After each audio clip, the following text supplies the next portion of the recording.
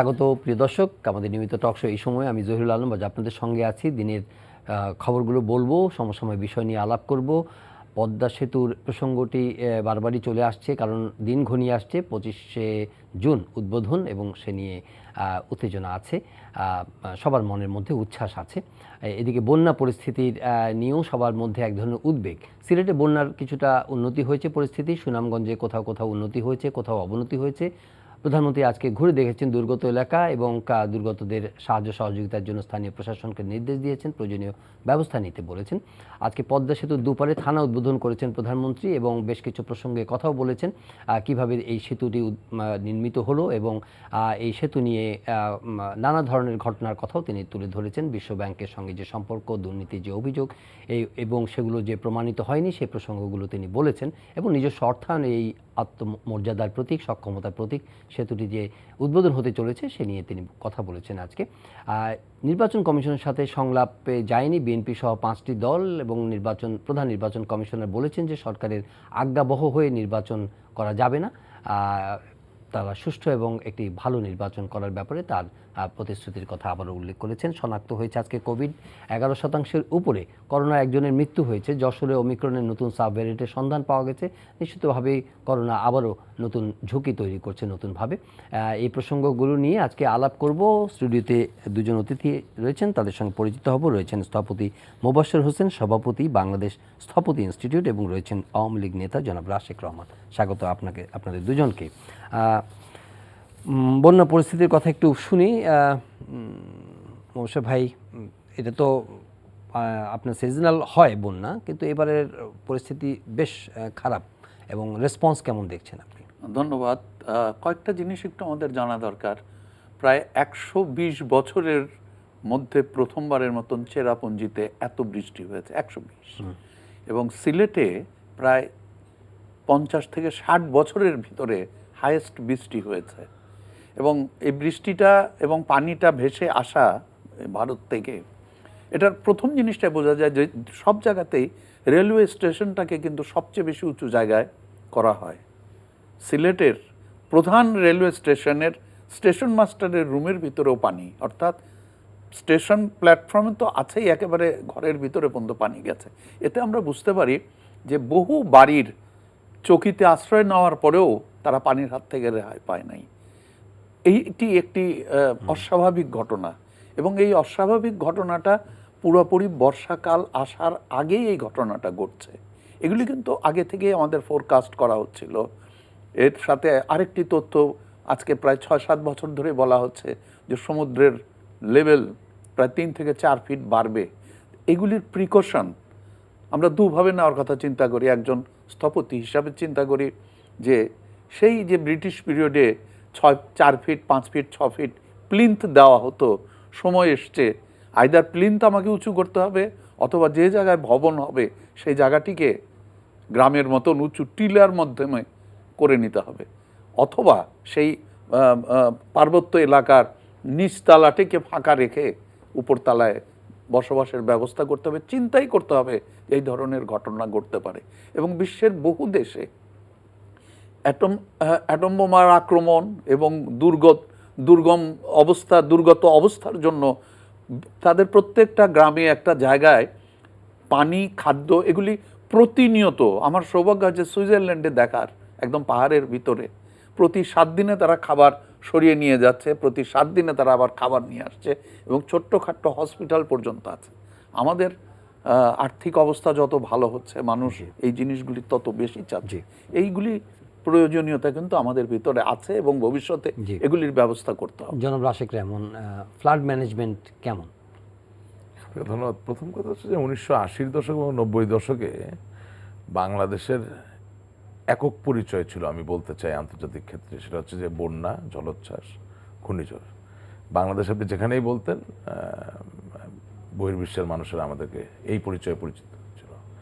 সেই জায়গার থেকে আমরা অনেক দূরে এসেছি। তবে স্থপতি মোবাশ্বের সাহেব যে কথাটা বললেন তার সাথে আমি সম্পূর্ণভাবে একমত। এখানে ব্যবস্থাপনার একটা ব্যাপার আছে, এবং আপনি জানেন যে বঙ্গবন্ধু কন্যা জননেত্রী শেখ হাসিনা তিনি চ্যাম্পিয়ন অফ দ্য আর্থ হয়েছেন, যে সেই জায়গায় কিন্তু একটা চিন্তার জায়গা রয়ে গেছে, যেখানে বলা হচ্ছে যে তার কর্মকাণ্ডগুলা ইতিবাচক এই সেন্সে যে জাতিসংঘেরও একটা প্রেডিকশন আছে যে আগামী 50 বছরের ভিতরে প্রায় 7% মানুষ সমুদ্রের পানির নিচে চলে যেতে পারে। সুতরাং তিনি চেষ্টা করছেন এটাকে ঘোরানোর, তিনি চেষ্টা করছেন এটার সাথে মোকাবেলা করার। তবে এটা এককভাবে তো যুদ্ধটা করা সম্ভব না।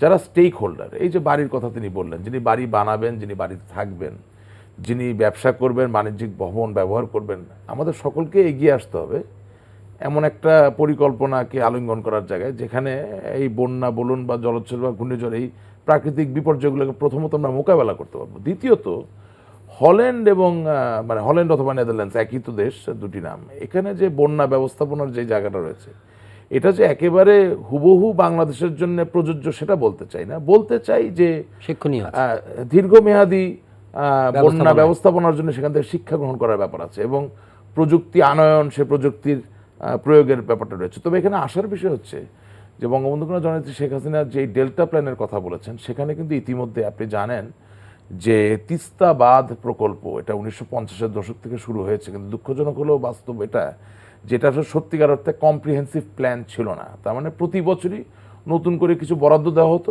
ছিটাফোটা এদিকে ওদিক কাজ করা হতো, যার ধরুন এটার আসলে কোনো ফলাফল ওইভাবে আমরা পাইনি। এই প্রথম তিস্তা বাঁধ সহ সমস্ত বাংলাদেশ 55,598 বর্গ মাইলের যে দেশ, এই দেশের নদী শাসন, নদী ব্যবস্থাপনা, পানি ব্যবস্থাপনা এবং এই সম্পদকে কীভাবে কাজে লাগানো যায় এই ব্যাপারে একটা পরিকল্পনা করে কর্ম পদ্ধতি নিরূপণ করা হচ্ছে এবং আমি বিশ্বাস করি এটা সুফল আমরা পাবো। তবে এটা এত বড় কর্মযোগ্য যে একদিনে একটা প্রশ্ন, সেটা হচ্ছে আপনি বলেন যদি এটা ম্যানেজমেন্টের সঙ্গে বিভিন্ন স্টেক হোল্ডারদের অংশগ্রহণ তো অবশ্যই প্রয়োজনীয়। যে বিষয়টা আসে যে ডেফিনেটলি প্রধানমন্ত্রীকে আর্থ ফ্রেন্ডলি বলেছেন এবং শি হ্যাজ বিন রেকগনাইজড এবং অ্যাক্লেইমড, হ্যাঁ, গ্লোবালি, কিন্তু বাংলাদেশে এমন কিছু ব্যবস্থাপনাগতভাবে এমন কিছু বিষয় প্রশ্ন আকারে চলে আসে যেখানে যে এগুলো এনভায়রনমেন্ট ফ্রেন্ডলি প্রকল্প হিসেবে মনে করা হয় না, বিশেষ করে হাওড় অঞ্চলে, এবং ওইটার জন্য অ্যাট্রিবিউট করা হয় যে এই যে কজেস অফ সাফারিংস হিসাবে এগুলোকে তুলে ধরা হয়। দেখেন, আমি মেঠো রাজনীতি করতে পারি কিন্তু কখনো আমি তঞ্চগত বা মিথ্যাকে আসলে আলিঙ্গন করি না। সেই জায়গা থেকে বলতে চাই যে বঙ্গবন্ধু কন্যা জননেত্রী শেখ হাসিনা ইন্ডিকেশনটা কিন্তু খুব পরিষ্কার। তার কথা হচ্ছে যে আপনি হাওর বাওরের জীবনধারার পরিবর্তন এনে তো আপনি উন্নয়ন বা আধুনিকতাকে আলিঙ্গন করতে পারেন না। আপনি হাওরের এত সৌন্দর্য, বাওরের এত সৌন্দর্য, সেটাকে ধারণ করি, সেটাকে রক্ষা করি, আপনি আধুনিক হবেন এবং পরিবেশকে রক্ষা করবেন। আমি বিশ্বাস করি আমার কথায় বোঝা যাচ্ছে আমি কি বলতে চাচ্ছি। একইভাবে বোঝা যাচ্ছে, আপনি বলবেন, আপনি বিস্তারিত বলবেন। না, বিস্তারিত না, আমি খালি ওনার একটু অ্যাড করি। সম্প্রতি এই যে হাওরের রাস্তা নিয়ে যে আমি আসছি আপনাকে যে প্রসঙ্গে, যে ওনাকে শেষ করতে দেন। এটা হাওরের রাস্তা একটা ঘটনা না, আমি বলতে চাচ্ছি সমস্ত বাংলাদেশেই উন্নয়ন এবং প্রবৃদ্ধিকে কেন্দ্র করে কোনো না কোনো একটা সময় এমন একটা সংস্কৃতি গড়ে উঠেছিল যে অপরিকল্পিতভাবে আমরা কিছু কাজ করছিলাম। আমার বক্তব্যের প্রারম্ভে আমি যেটা পরিষ্কার করেছি যে বঙ্গবন্ধু কন্যা অনুধাবন করেন যে দেশকে রক্ষা করতে হলে, পরিবেশকে রক্ষা করতে হলে অপরিকল্পিত উন্নয়নকে আলিঙ্গন করা যাবে না, যেটা সাস্টেনেবল না। সেটা অলরেডি তিনি সিদ্ধান্ত নিয়ে সেটার বাস্তবায়নে চলে গেছেন। পূর্ববর্তী অবস্থায় যা হয়েছে সেটাকে আমাদের ঘোরাতে হবে, এটা এক। আর দুই নাম্বার, দেখেন বাংলাদেশের পরিবেশ বিপর্যয় বলুন, বন্যা ব্যবস্থাপনা বলুন বা পানি ব্যবস্থাপনা বলুন, এর সবচেয়ে বড় যন্ত্র বা হাতিয়ারের নাম হচ্ছে সুন্দরবন। এটি একটি জৈব জীবিত যন্ত্র, এটি জড় পদার্থ দিয়ে তৈরি নয়। তবে 1973 সাল থেকে এখন পর্যন্ত যদি কৃত্রিম উপগ্রহতে ধারণ করা যে ছবিগুলো, এগুলো যদি বিশ্লেষণ করেন তাহলে আপনি দেখবেন যে সুন্দরবনের চারিপাশে যতগুলো ক্যানেল ছিল, যতগুলো খাল ছিল, এগুলো সব ভরাট হয়ে গেছে। কারণ জনসংখ্যার যে চাপ, 17 কোটি মানুষ, তারা তাদের আবাস গড়ে তুলবেন, তারা সেখানে বসত ভিটা গড়ে তুলবেন, তারা কি করেছেন পর্যায়ক্রমে এই ক্যানেলগুলো, খালগুলোকে ভরাট করে ফেলেছেন। সুতরাং চাইলেও যে আমরা একেবারে আলাদিনের আশ্চর্যের চেরাগের মতো 1973 সালের সেই পর্যায়ে যেতে পারবো সেটা নয়। তবে এখানে পরিবেশ বিদ্যায় বা পরিবেশ বিজ্ঞানে একটা কথা আছে, এটাকে বলা হয় কনসেপ্ট অফ থ্রেশহোল্ড। অর্থাৎ একেবারেই পরিবেশের দূষণ থাকবে না সেটা কেউ বলতে চায় না। শূন্য দূষণ বলে কোনো ধারণা আসলে নাই, এটা অবাস্তব একটা ধারণা। দূষণ থাকবে অতটুকু পর্যন্ত যেটুকু পর্যন্ত মাদার নেচার অর্থাৎ পরিবেশ তার নিজেকে সহনীয়, নিজেকে নিজে সংরক্ষণ করতে পারে, নিজেকে নিজে সুস্থ করে তুলতে পারে। এই হলো ব্যাপার, শরীরের মতো। হ্যাঁ, শরীরের মতো। জি, আমি ওনার রেশ ধরে বলতে চাই যে এই যে হাওরের ভিতরে যে বিরাট রাস্তাটি করা হয়েছে, এটা নিয়ে 2-3 রকমের কথা উঠছে। প্রধানমন্ত্রী কিন্তু এই দুদিন 3 দিন পরেই একটি কথা Very প্রচন্ডভাবে strong একদম message, স্ট্রংলি বলেছে, রাস্তার প্রয়োজন হয়তো হতে পারে, তাহলে হাওরে রাস্তা বানাতে হলে পানিতে কোনো রকম বাধা না দিয়ে সেই রাস্তা বানাতে হবে, অর্থাৎ ব্রিজের উপরে হতে হবে, ব্রিজ হিসাবে রাস্তা সেই প্রযুক্তি তো আছে, অবশ্যই আছে, পৃথিবীর অনেক জায়গায় আছে। আর উনি সুন্দর কথা বলেছেন, চায়না তো সাগরের উপর দিয়েও এরকম রাস্তা তৈরি এক্স্যাক্টলি, করেছে। উনি হল্যান্ডের উপর যে কথাগুলি বললেন, যারা সমুদ্র লেভেলের নিচে যদি থাকতে পারে টানেল করে তাহলে ফেলেছে আমরা সাগরের কেন নিচে। পারবো না। এখন আরেকটি তথ্য আমি দিতে চাই, সেটি আমাদের জানতে হবে। বাংলাদেশের স্বাধীনতার পূর্বে টর্নেডো মানেই হচ্ছে লাখখানেক লোকের মৃত্যু। আমাদের যে মুক্তিযুদ্ধের আগে যে ইলেকশনটি পিছিয়ে গিয়েছিল বাংলাদেশের ইয়ের কারণেই, ঘূর্ণিঝড়ের কারণেই, এখন যেহেতু আমি ঘূর্ণিঝড়ের সাথে অনেকগুলি কাজ করেছি, কোস্টাল এরিয়া একেবারে রিমোট যে জায়গাগুলিতে একসময় যাওয়া যেত না, আমি সেই সব জায়গায় গিয়েছি, নিঝুম দিক থেকে আরম্ভ করে।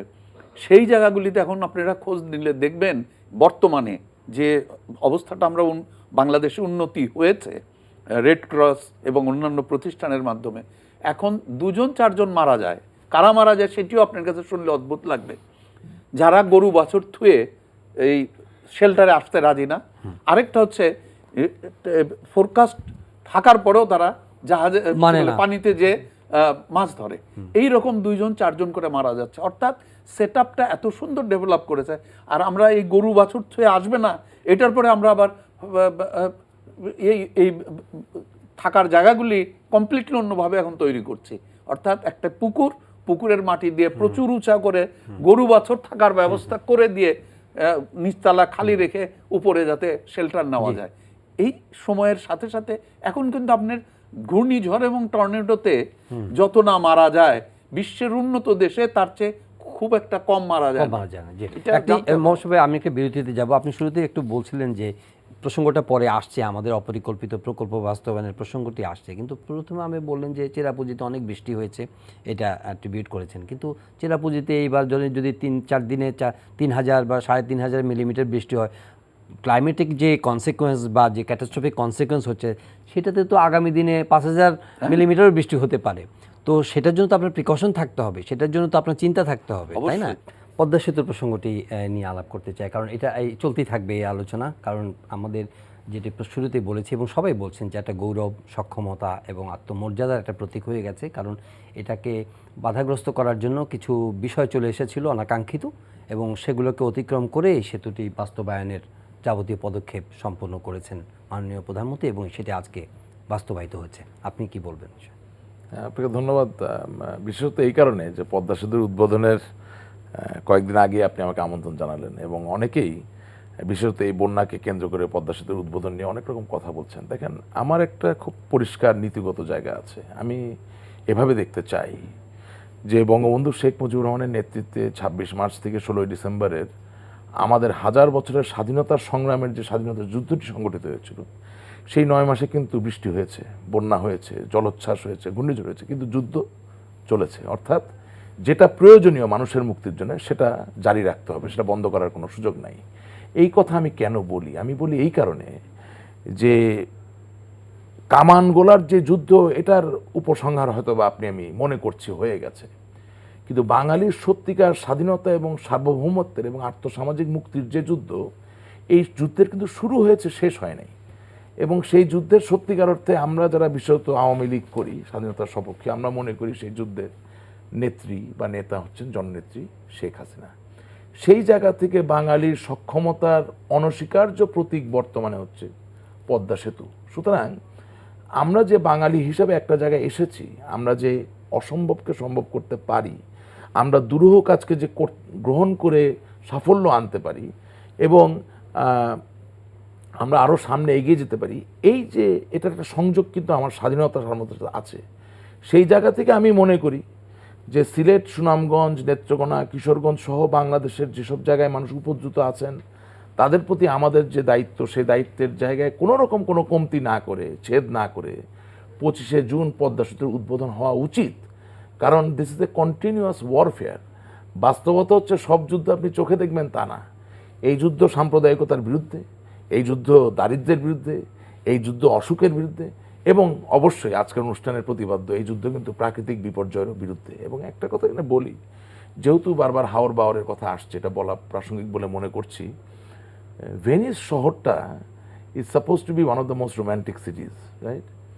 ভেনিসে যে কালকের থেকে আপনি গাড়ি চালানো শুরু করে দেন, তাহলে ভেনিসের মানুষজন না খেয়ে মারা যাবে, কেউ আর সেখানে বেড়াতে যাবে না।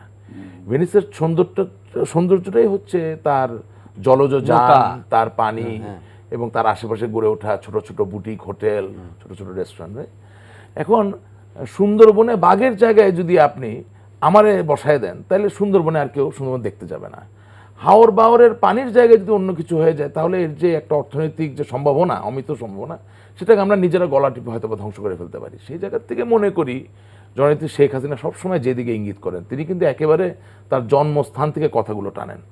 গোপালগঞ্জের নদী পুকুর থেকে, প্রকৃতির সাথে খেলাধুলার জায়গা থেকে তার যে স্মৃতিচারণগুলো, সেগুলো শুনে আমার উপলব্ধির জায়গাটা এভাবে বলতে চাই যে বাংলাদেশ তথ্য প্রযুক্তি বলুন অথবা পৃথিবীর সাথে সংযোগ স্থাপন করার যে জিনিসগুলো, সেখানে কোথাও কিন্তু আমরা পিছিয়ে নাই। এই জায়গায় প্রকৃতিকে রক্ষা করে যদি আমরা একটা ক্ষেত্র খুলে দিতে পারি, যেটাকে বলা হয় ইকো ট্যুরিজম, এই ইকো ট্যুরিজমের বিশাল ক্ষেত্র সমস্ত পৃথিবীতে বিরাজমান, এবং বাংলাদেশের পৃথিবীর সর্ববৃহৎ ম্যানগ্রোভ অরণ্য যেটা সুন্দরবন, হাওর বাওর, চলনবিল, আমি বিশ্বাস করি এখন ওখানকার মানুষ যতটা ভালো আছেন, তারা আরো বেশি ভালো থাকতে পারেন এবং থাকতে পারবেন। এবং এই কর্মকাণ্ড গ্রহণ করার মধ্যে দিয়ে শুধুমাত্র অর্থ আপনার কাছে আসবে তা না, কারণ হয় কি, আধুনিকতাকে আলিঙ্গন করতে গেলে প্রযুক্তি বুঝতে হয়, প্রযুক্তি শিখতে হয়, তখন আপনি শিক্ষিত হবেন, জ্ঞানীও হবেন, আরও আলোকিত হবেন। সুতরাং আমি মনে করি যে উনি যেভাবে এগোতে চাচ্ছেন, সেই জায়গায় স্টেক হোল্ডার আমরা যারা, আমাদের আসলে সহযোগিতা করা খুব প্রয়োজন। ধন্যবাদ। আমি ওনার কথা রেশ ধরে বলি যে কথাটা আমি আমার ছাত্রদেরকে বলি এবং সুযোগ পেলে টেলিভিশনে বলি। জাতির পিতা বঙ্গবন্ধু 7ই মার্চে যে বক্তৃতা দিয়েছিলেন, দুটা শব্দ, দুটা লাইন আমাকে প্রচণ্ডভাবে নাড়া দেয়। একটি হচ্ছে এবারের সংগ্রাম মুক্তির সংগ্রাম, এবারের সংগ্রাম স্বাধীনতার সংগ্রাম। আমরা ওই সময় যারা ছাত্র ছিলাম, কোনো না কোনোভাবে স্বাধীনতার সংগ্রামের সাথে জড়িত ছিলাম, এবং স্বাধীনতার সংগ্রাম অনেক অনেক সহজ মুক্তির সংগ্রামের চেয়ে। কারণ স্বাধীনতার সংগ্রামে সারা দেশবাসী আমাদের পাশে ছিল, কিন্তু মুক্তির সংগ্রাম একটি রাষ্ট্রের জন্ম থেকে রাষ্ট্রের শেষ দিন পর্যন্ত, বিশ্বের ধ্বংস না হওয়া পর্যন্ত এই মুক্তির সংগ্রাম কিন্তু সেই দেশের মানুষকে প্রতিনিয়ত প্রতি পদে পদে করতে হবে। এবং সেটা হচ্ছে এই যে যাতায়াত ব্যবস্থার অনিয়ম, দুঃখ কষ্ট থেকে মুক্ত হওয়া, কৃষি খাদ্যের অভাব থেকে মুক্ত হওয়া, শিক্ষা অশিক্ষা কুশিক্ষার হাত থেকে মুক্ত হওয়া, এই কাজগুলির দিকে যদি আমি তাকাই, এবং ওনার কথাতে আবার বলি যে মানে কি বলবো, যে চিন্তার বাহিরে ঘটনাগুলি বাংলাদেশে ঘটে গেছে। আমরা যখন মুক্তিযুদ্ধে ছিলাম, কোনোদিনও কিন্তু চিন্তা করিনি যে 9 মাসে বাংলাদেশ স্বাধীন হবে। আমরা তখন ভিয়েতনাম নিয়ে চিন্তা করতাম 20 বছর 25 বছর লাগবে, আমি আমার জীবদ্দশায় বাংলাদেশের স্বাধীনতা দেখতে পারবো না। এটি কিন্তু আমাদের ভিতরে আলোচনা সর্বনিয়ত ছিল। এবং যারা মুক্তিযুদ্ধে ছিল না কিন্তু আমাদেরকে সহযোগিতা করতো, তারাও বলতো নিজেদেরকে তৈরি করো, 10 বছর 15 বছরও কিন্তু এই স্বাধীনতার জন্য লড়াই করতে হবে। কারণ পাশেই ভিয়েতনাম নিয়ে আমরা এই জিনিসটা দেখেছি। আমাদের ছাত্র জীবন সবসময় রাস্তাতে প্রসেশন করেছে, ভিয়েতনামের বীর জনতা, আমরা আছি তোমার সাথে। ফলে ওই তথ্যগুলি আমরা জানতাম। সেই স্বাধীনতা আমরা 9 মাসে পেয়েছি। এখন অনেকে মনে করতে পারে এটা বোধহয় হঠাৎ একটা ঘটনা ঘটে গেছে।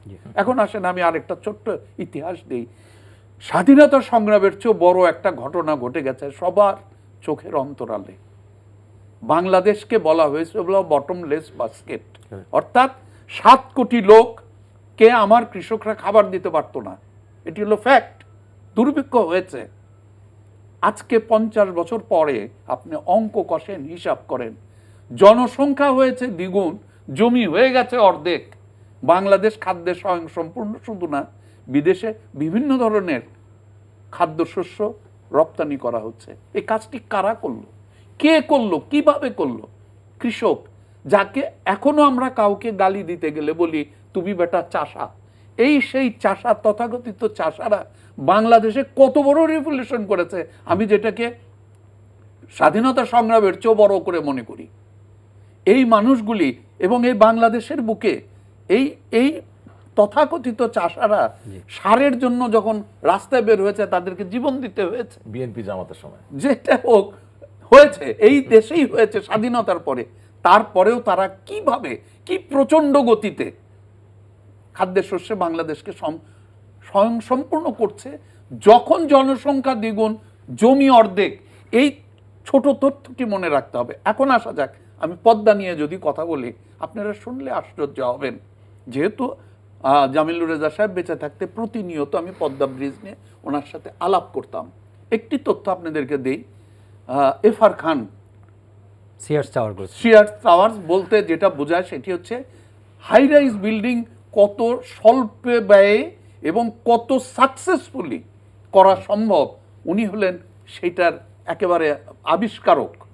টিউব ইন টিউব বলা হয়, এবং ওনার এই tube in tube structural design যে স্ট্রাকচারাল বইতে নাই, সে বইটি আউটডেটেড। এখন ঠিক একই কথা বলবো, ব্রিজের স্ট্রাকচারাল ডিজাইনে যেখানে পদ্মা ব্রিজ নাই, দ্যাট ইজ কমপ্লিটলি আউটডেটেড। আমি তার কিছু তথ্য যদি আপনাদেরকে দেই, যে তথ্যগুলি কোথাও আলোচনা হয় না, টেকনিক্যাল ডাটা, আমি একটু পড়ে পড়ে আপনাদেরকে শোনাই। পদ্মা সেতুর বিশেষ বৈশিষ্ট্য, নদীর গভীরতা 13 তলা ভবনের সমান। আমি সাধারণ মানুষের জন্য বলছি। তলদেশের বালুর গভীরতা 21 তলা ভবনের সমান, অর্থাৎ পানির নিচে 21 তলা ভবনের মাপে শুধুমাত্র বালি। এরপরের ঘটনাটা আরো ইন্টারেস্টিং, যেটার জন্য আমাদের এই পদ্মা ব্রিজের সমস্ত কিছু নতুন করে করতে হয়েছে। 60 ফিট গভীরতার বালু প্রতিনিয়ত এখান থেকে ওখান থেকে সরে যায়। অর্থাৎ আপনি ফাউন্ডেশন কার উপরে দেবেন? সাধারণত বালু তো কম্প্যাক্টেড জিনিস, তার উপরে আমি ফাউন্ডেশন দিলে 60 ফিট, বিকালবেলা দেখলেন 60 ফিট বালুই ওখান থেকে নাই, পুরা কলাম দাঁড়িয়ে আছে। এখন আসা যাক, প্রতিটি কলামের নিচে 6টি পাইল আছে। এখন এই 6টি পাইল সম্পর্কে যখন আপনাকে কথা বলবো, পৃথিবীর ইতিহাসে যে ঘটনা আজ পর্যন্ত ঘটে নাই, আগামীতে ঘটবে কিনা আমরা জানি না, সেটি হচ্ছে প্রতিটি কলামের নিচে 6টি পাইল, পাইলের দৈর্ঘ্য হলো 120 মিটার, অর্থাৎ 360 ফিট করে একটি পাইল। এই 360 ফিট পাইল আজ পর্যন্ত পৃথিবীর কোথাও বসানো হয় নাই। এই 360 ফিট পাইল বসানোর জন্য প্রত্যেকটি কলামের নিচে প্রায় 6টি করে পাইল আছে। বসানোর জন্য পৃথিবীর কোথাও এই পাইল বসানোর হাইড্রোলিক হ্যামার পাওয়া যায় নাই।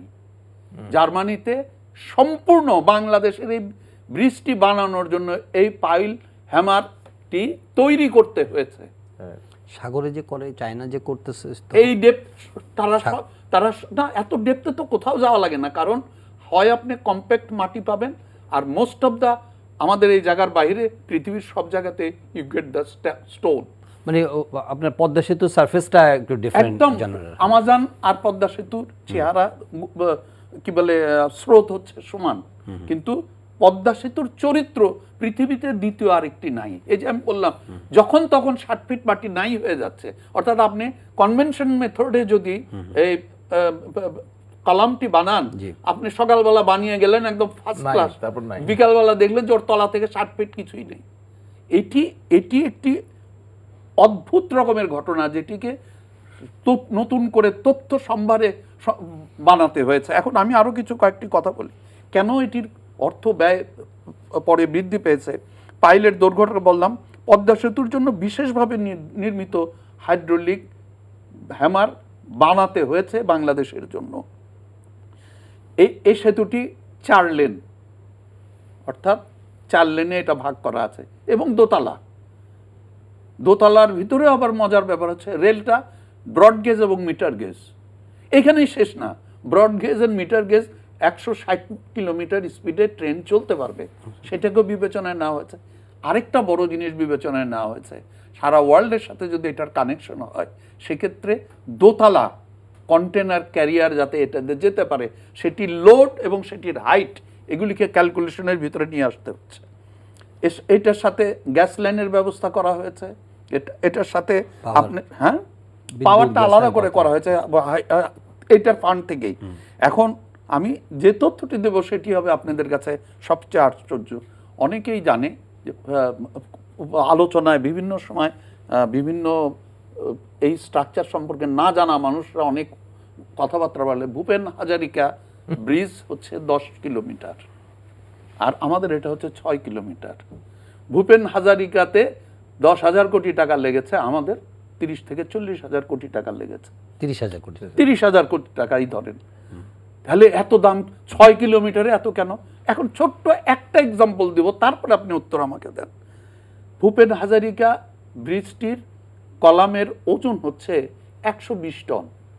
এখন আপনি আন্দাজ করেন তো আমাদের এই কলামটির ওজন কত? 50,000 টন। 120 টন এবং আমার কলামের ওজন হচ্ছে 50,000 টন। তাহলে ওইভাবে যদি বিচার করেন, ভূপেন হাজারিকা হলো 2 লেনের এবং ফ্ল্যাট একটি ব্রিজ। বিশ্বের অসংখ্য 10 কিলোমিটার, 15 কিলোমিটার, 16 কিলোমিটার এই ধরনের ব্রিজ আছে, Okay. কিন্তু বাংলাদেশের এই ব্রিজের মতন বেশি অর্থ যে ব্যয় হয়েছে, সে বেশি অর্থটা কেন ব্যয় হয়েছে তার কিছু নমুনা দিচ্ছেন।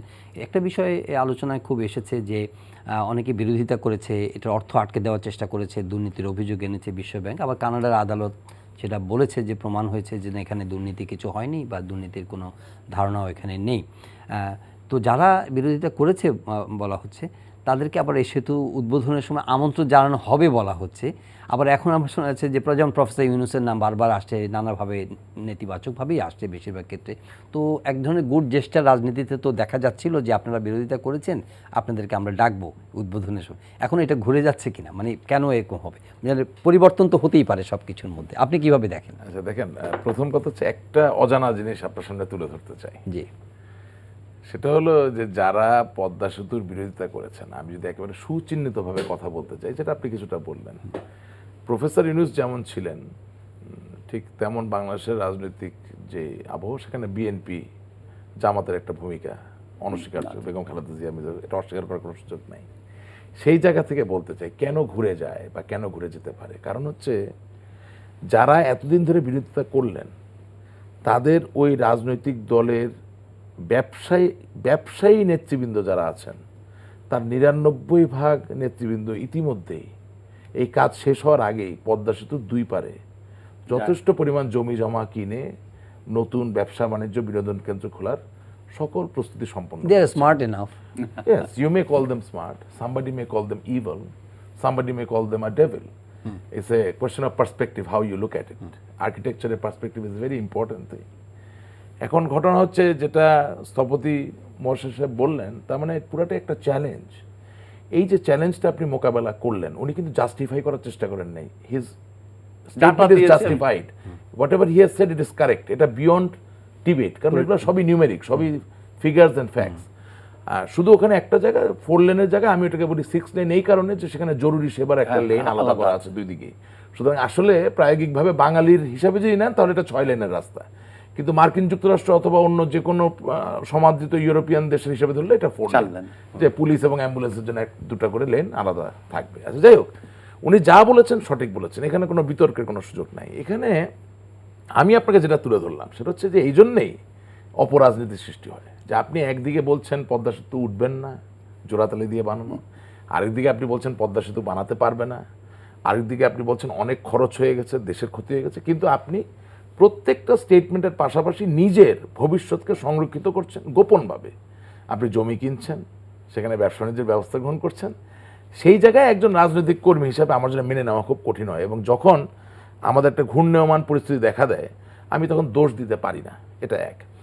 আর 2 নাম্বার, যিনি কখনোই ভালোকে ভালো বলবেন না তাকে দাওয়াত দেওয়ার দরকারই বাকি, এটাই বাস্তব আমার জন্যে।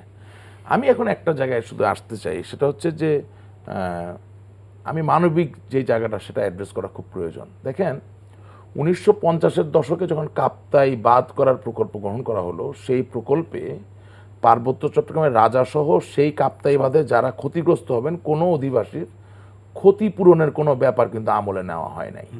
তৎকালীন পাকিস্তানি সরকার একেবারে এক নায়কের মতো মানবতাকে পরিহার করে কাপ্তাই বাঁধ তৈরি করেন, এবং তাদের সকলের ঘর বাড়ি আবাদি জুম চাষের যে জায়গা সেগুলোও কিন্তু পানির তলে চলে যায়, এবং সেখান থেকে কিন্তু শান্তি বাহিনীর যে ব্যাপারটা এটার সূচনা ঘটে, এটা অনেকেই জানেন না। বঙ্গবন্ধু কন্যা জননেত্রী শেখ হাসিনা যে মাটি মানুষের নেতা, তিনি যে জনগণের স্পন্দনের সাথে সম্পর্ক স্থাপন করে এই দেশকে এতদূর নিয়ে আসছেন, সেটা সবচেয়ে বড় পরিচয় বহন করে পদ্মা সেতুর যারা ক্ষতিগ্রস্ত ব্যক্তি তাদের পুনর্বাসনের ক্ষেত্রে তিনি 3 গুণ ক্ষতিপূরণ তাদেরকে দিয়েছেন। অর্থাৎ আপনি আপনার বাপ দাদা 14 গোষ্ঠীর বসতভিটা ছেড়ে যে আরেক জায়গায় যাবেন, আপনাকে যদি আমি অতটুকু কোলে তুলে না নিই, আমার হৃদয়ের কাছে জায়গা না দিই, আপনি ওই জায়গা ছাড়ার যে দুঃখ কষ্ট, এবং দ্বিতীয়ত হচ্ছে বর্তমান বাজার মূল্যে এক জায়গায় যেয়ে নিজেকে প্রতিষ্ঠিত করার যে ব্যাপার, সেটা তো করা সম্ভব হবে না। তিনি লক্ষ কোটি মানুষের ক্রন্দন থামাতে গিয়ে আরও কিছু মানুষের ক্রন্দন তৈরি করবেন, এটা করবেন না। যার দরুন পদ্মা সেতুর এই যে ব্যাপক যে ব্যয়, এর মাঝে কিন্তু এই যে মানবিক একটা দিক, অর্থাৎ যারা ক্ষতিপূরণ প্রায় 10,000 কোটি টাকা, 10,000 মিন সাম, ছোট সাম না, তিনি এটা দিয়েছেন। কারণ দেশের মানুষের কারো চোখের পানি তিনি দেখতে চান না। আমরা চাই প্রত্যেকটি মানুষ হাসুক, এটা এক। 2 নাম্বার, যেটা স্থপতি মহাশয় বিজ্ঞাপন বিরতির সময় বললেন, এটা আমি সময় সংক্ষেপে বলে দিচ্ছি। সেটা এই পদ্মা সেতুর নদী শাসনের জন্য যে টাকা খরচ করা হয়েছে, এটা তো আনপ্রেসিডেন্টেড। এই পদ্মার মতো আনপ্রেডিক্টেবল নদী প্রায় ব্রিজ বানানোর খরচের সমান। এটা নদী আপনি পৃথিবীর কোথাও খুঁজে পাবেন না। কিন্তু তাই বলে আমরা এই ব্রিজ করবো না, সেটা তো হতে পারে না। সুতরাং এর জন্য যা বিনিয়োগ করার সেটা তিনি বিনিয়োগ করেছেন। আর ওভারঅল আমি বঙ্গবন্ধু, জাতির পিতা বঙ্গবন্ধু এবং নেত্রীর কমিটমেন্টের, প্রতিশ্রুতির জায়গাটা এভাবে প্রকাশ করতে চাই। আপনি জানবেন যে দেশ স্বাধীন হওয়ার পরে 1973 সালে একটি বন এবং বনজ সম্পদ, বনজ প্রাণী সংরক্ষণ আইন করা হয়েছিল। সে আইনে ঢাকা থেকে বেশি দূরে যাওয়া লাগবে না, 250 প্রসাদ নামে একটি মৌজা, সেখানে সম্পূর্ণভাবে কোনো স্থাপনা তৈরি করাকে নিষিদ্ধ করে দেওয়া হয়েছিল। কেন? যাতে সেখানকার, এই গাজীপুরের দিকে, যাতে সেখানকার বন সংরক্ষিত হয়, বনজ প্রাণী সংরক্ষিত।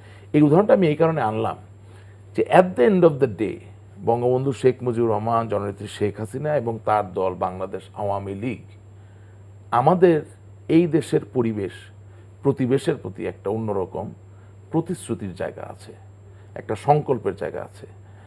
আওয়ামী লীগ মনে করে বাংলাদেশই তার শুরু, বাংলাদেশই তার শেষ। এই যখন বাস্তবতা, তখন এই দেশের পরিবেশ প্রতিবেশকে যদি আমরা রক্ষা না করতে পারি, তাহলে আমাদের সাথে যাওয়ার আর কোনো জায়গা থাকে না। আমাদের রাজনৈতিক যে অভিযাত্রা, সেটা কিন্তু শেষ হয়ে যায়। এটা এক।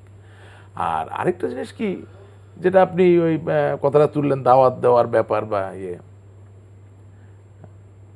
যদি যেতে নাই চান, যাবেন না। আমি জানি টিকা নিয়ে অনেকে অনেক কথা বলেছিল, বিএনপি দলের মির্জা ফখরুল ইসলাম বলেছিলেন রিজভী সাহেব, কিন্তু ঠিকই টিকা নিয়েছেন। এও আপনি জেনে রাখবেন, দাওয়াত করলেও অনেকে না যেতে পারেন, কিন্তু তারা ছদ্মবেশে মুখোশ ধারণ করে পদ্মা ব্রিজের এই মাথা থেকে ওই মাথা যাবেন এবং তারা পদ্মা সেতুর সুবিধাও ভোগ করবেন।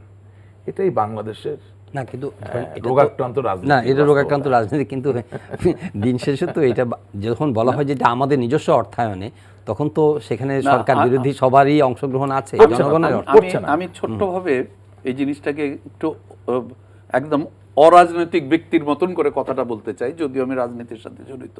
একটি হচ্ছে, আজকে আমি যদি বিএনপির নেতৃস্থানীয় কেউ হতাম, আমি একটি কথা অন্যভাবে বলতাম যে এই ব্রিজটির প্রস্তাবনা আমরাই প্রথম দিয়েছিলাম এবং আমরা অসম্ভব খুশি বর্তমান সরকার এত বাধা বিপত্তির মধ্যেও এই ব্রিজটি করেছে। এটি যে তাদেরকে কত উপরে নিয়ে যেত তারা নিজেরাও বুঝে উঠতে পারে না। কিন্তু তারা ভাঙবে, পড়ে যাবে, এটার মধ্যে উঠেন না, এটা তো হয় না, কোনোদিনই হয় না। আর এই যে পদ্মা ব্রিজের বিরুদ্ধে কথা, 2 ভাগের লোক আছেন। এক ভাগ হলো এই ধরনের, মানে যাতে না করা যায়। আরেক ভাগের লোক আছে, তারা কল্পনাও করতে পারেন নাই, তাদের অ্যানালাইসিস এবং ব্যাখ্যা, ফিজিক্যাল, তারপরে ইকোনমিক্যাল, তারা হিসাব করে দেখেছে বাংলাদেশ যারা খাদ্য জোগাড় করতে পারে না, তারা এই ব্রিজ নিজের পয়সায় কিভাবে বানাবে। আমি কিন্তু তখন এই কথাটা বলেছি যে আপনারা তো দেশপ্রেমিক হওয়ার পরেও আপনারা তখন বলেছেন যে 10 বছর 15 বছরের আগে দেশ স্বাধীন হবে না, তাহলে 9 মাসে স্বাধীন হলো কেমন করে? আপনারা বলেছেন এবং আপনাদের বলা উচিত ছিল, সাথে করা সম্ভব যদি আমরা এই জিনিসগুলিকে অর্জন করতে পারি। আমরা ডেফিনেটলি সময় শেষ, এবং আমরা পুরো জাতি একটা উচ্ছ্বাসের মধ্যে আছে, অবশ্যই, এতে কোনো সন্দেহ নেই। কিন্তু একটা বিষয়, যে এটা আমাদের নিজস্ব অর্থায়নে হয়েছে, কিন্তু অর্থ মন্ত্রণালয় অর্থ ছাড় দিয়েছে আমাদের সেতু বিভাগকে, তারা এগুলো প্রকল্প বাস্তবায়ন করেছে। এখন রেলেরও একটা প্রকল্প বাস্তবায়ন হচ্ছে, সেটার ব্যয় এটার চেয়েও আরও অনেক বেশি, সেটা একটা মেগা বিশাল একটা প্রকল্প। কিন্তু এই অর্থগুলো, রেলেরটা আবার চীনা সাপ্লায়ার্স ক্রেডিট আছে, কিন্তু এটা আমাদের নিজস্ব অর্থায়। কিন্তু এটা তো একটা অর্থনীতির উপর একটা চাপ আছে, এই অর্থটা তো জোগাড় করে এখানে ব্যয় করতে হয়েছে। এটা আমাদেরকে আগামী দিনে, খুবই সংক্ষেপে, আগামী দিনে কোনো ইকোনমিক কোনো মানে ইয়ে করবে, স্ট্রেস করবে কিনা? কিছুটা তো ট্রেস লাইক আমরা যখন শ্রীলঙ্কার কথা ভাবি যে মেগা প্রকল্পগুলো সেখানে, আমরা শ্রীলঙ্কার কারণে আমি মনে করি আমরা অনেক বেশি সজাগ এখন শ্রীলঙ্কাকে দেখার পরিপ্রেক্ষিতে। এবং এই যে গাড়ির ভাড়া বাড়ানো এবং সেগুলির উপরে যে অ্যানালাইসিস হয়েছে, এখন যদি আপনি মনে করেন যে বাংলাদেশের সমস্ত ট্রাক বাস ড্রাইভাররা ডিসিশন নিল না আমরা ফেরি ছাড়া যাব না, দেন হোয়াট হ্যাপেন? তার মানে এই মানুষগুলি এই ব্রিজের সাথে পার্টিসিপেট করতে রাজি না। কিন্তু আপনি বরিশাল দিকের কথা চিন্তা করেন, এই পদ্মার পারে অপর পারের মানুষের কথা চিন্তা করেন, তারা তো এই ধরনের মানুষকে পেলে পারে ছিঁড়ে ফেলবে। কারণ এই প্রাপ্তিটা অস্বাভাবিক, 9 মাসের স্বাধীনতার প্রাপ্তি আমাদের। তার মানে অর্থনৈতিক কোনো চাপের কোনো আমি মনে করি না। চাপের তো কোনো শুনেন, প্রথম কথা হচ্ছে যে আমাদের সবচেয়ে সাফল্য কোথায়? শ্রীলঙ্কার সাথে কম্পারিজনের দরকার নেই, প্রকল্প তো বাস্তবায়িত। 25 তারিখ থেকে আপনার মিটার ঘোরা শুরু করবে, আপনি আয় করা শুরু করবেন, এটা এক। 2 নাম্বার ব্যাপার হচ্ছে কি, দেখেন সাপ্লায়ার ক্রেডিট কোনো সমস্যা না, ঋণ কোনো সমস্যা না, নিজ অর্থায়নের সমস্যা না। কতক্ষণ সমস্যা না?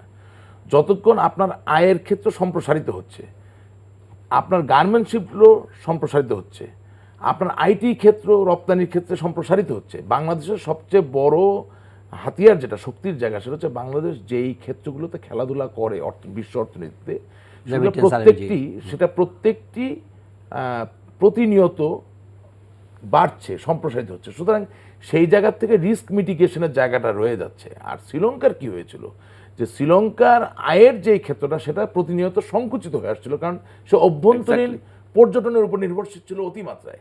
আমাদের কিন্তু তা না, আমাদের অভ্যন্তরীণ পর্যটন থেকে প্রচুর পরিমাণে সম্পদ আয় করা সম্ভব, সেই জায়গায় আমরা এখনো যাইনি। ইতিমধ্যেই আমরা হাওরের কথা আপনি বললেন, বহির্বিশ্ব থেকে আমরা যে আয়টা করছি সেটা সম্প্রসারিত হচ্ছে, এটা সংকুচিত হচ্ছে না। সুতরাং এই ভয় পাবেন না। আর তার থেকে বড় কথা কি জানেন, 22 পরিবারের সাথে যুদ্ধ করে একটা সামরিক জান্তাকে যদি হারাইতেই পারেন এবং দেশকে যদি স্বাধীন করতে পারেন বঙ্গবন্ধুর নেতৃত্বে, আর যেটা মর্শা সাহেব বললেন যে হেনরি কিসিঞ্জারের একটা বক্তব্য যে Bangladesh is the bottomless basket, এই বাস্তবতা কি if we could totally reverse it, under that circumstances we should have that resolve in our heart that we shall make it, nobody can stop us, আমাদেরকে কেউ থামাতে পারবে না। এবং অদম্য মানুষ, অদম্য স্পৃহার মানুষ, এটাই কিন্তু বাস্তবতা। আর একটা জিনিস শুধু যোগ করে দিতে চাই, এই দুর্নীতি বলুন, বেশি দাম, সব কিছুকে নেত্রী বলেছেন পদ্মা সেতুর পারে পদ্মা সেতু কীভাবে তৈরি হয়েছে তা নিয়ে একটা জাদুঘর হবে।